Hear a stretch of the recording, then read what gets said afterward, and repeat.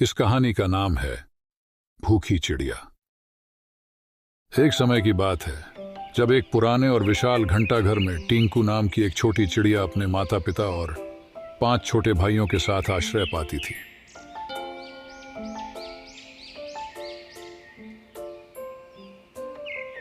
यह घंटाघर उस शहर का एक प्रमुख आकर्षण था, जिसकी गूंज वहां के हर कोने में सुनाई देती थी। टिंकू के पंख नरम और मुलायम थे, जिन्हें सूरज की पहली किरण पड़ते ही सोने की तरह चमकते देखा जा सकता था। उसकी मां, जो एक अनुभवी और धैर्यवान चिड़िया थी, ने टिंकू को घंटाघर की ऊंची ताल पर बैठकर चहकना सिखाया था। यह उनका प्रिय स्थान था, जहां से वे आसपास के सभी दृश्यों को निहार सकते थे। घंटाघर के ठीक पास ही एक सुंदर घर था, जिसमें एक दयालु महिला रहती थी।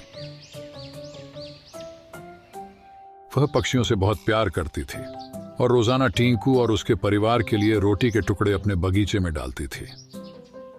यह उनके लिए भोजन का एक मुख्य स्रोत बन गया था।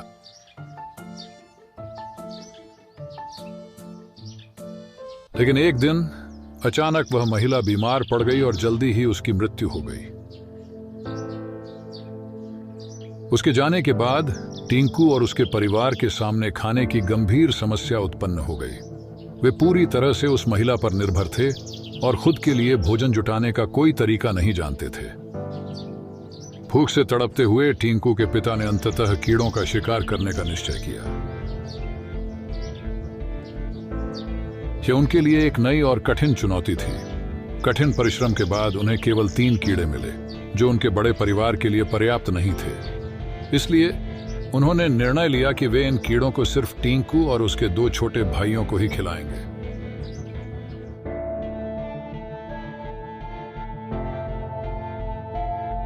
इसी दौरान टिंकू, उसकी मां और भाई खाने की तलाश में एक घर की खिड़की तक पहुंचे, जहां उन्होंने चोंच मारकर कुछ खाने की उम्मीद की।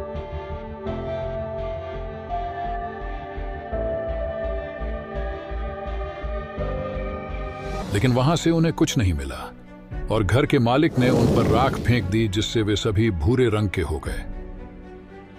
इस बीच टिंकू के पिता को अंततः एक ऐसी जगह मिली जहां कीड़ों की भरमार थी। उन्होंने सोचा कि अब उनके परिवार के खाने की समस्या हल हो जाएगी, लेकिन जब वे खुशी खुशी घर वापस आए तो उन्हें वहां कोई नहीं मिला।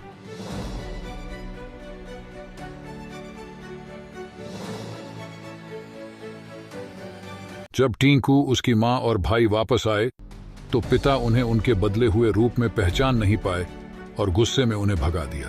टिंकू ने पिता को समझाने की कोशिश की कि उन पर रंग फेंका गया है, लेकिन वह सफल नहीं हुई। निराशा में डूबे टिंकू ने हार नहीं मानी और अपनी मां और भाई को लेकर एक तालाब के पास गई, जहां उन्होंने खुद को धोया और अपने असली रूप में वापस आ गए। जब उन्होंने अपने पिता के सामने खुद को प्रस्तुत किया तो उन्हें पहचान लिया गया और पिता ने अपनी गलती के लिए माफी मांगी। इसके बाद पूरा परिवार फिर से एक साथ खुशी खुशी रहने लगा और उनके पास खाने की कोई कमी नहीं थी। इस कहानी से हमें एक महत्वपूर्ण सीख मिलती है कि हमें कभी भी पूरी तरह से किसी एक पर निर्भर नहीं रहना चाहिए। हमें अपने आप में सक्षम बनना चाहिए और अपनी जरूरतों को पूरा करने के लिए खुद मेहनत करनी चाहिए। अगर आपको हमारे वीडियोस पसंद आ रहे हैं तो इन्हें लाइक करें, शेयर करें और सब्सक्राइब करें। टूनेथिक्स।